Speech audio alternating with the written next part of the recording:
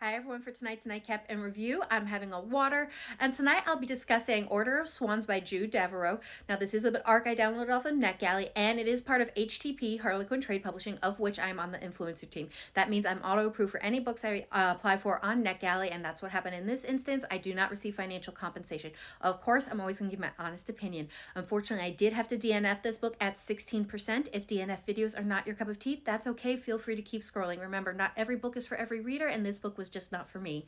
These are the tropes. And there were no content warnings listed, and as far as I got, there weren't many triggers that I could see it for myself. So, what's this book about? Now, because I didn't get far enough into the book, I am going to read the synopsis off of the Zahn.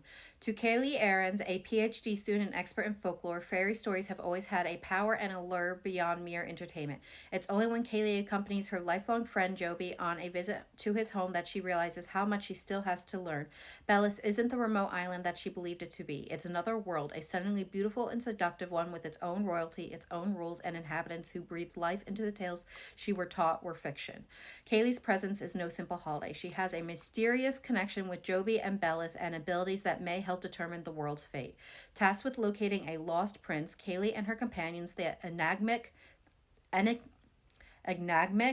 sorry if I'm getting that wrong, Tanek, a member of the Order of Swans, and Soji, Kaylee's colossal bodyguard, journey through a land both thrilling and terrifying where the uncanny and the familiar go hand in hand. But in fairy tales, heroes and villains are easily discerned. Here, nothing is quite what it seems. And though Kaylee is discovering that she can change the outcome of the fairy tales that she knows so well, her own story is unfolding in ways impossible to predict, with a destiny she could never have foretold.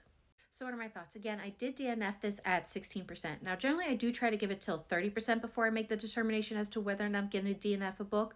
But as I was reading this, I realized the author's writing style was not for me. For me, the writing felt disjointed and choppy. This was due to a combination of time jumps in the book, as well as it felt like there were little skips in the passages.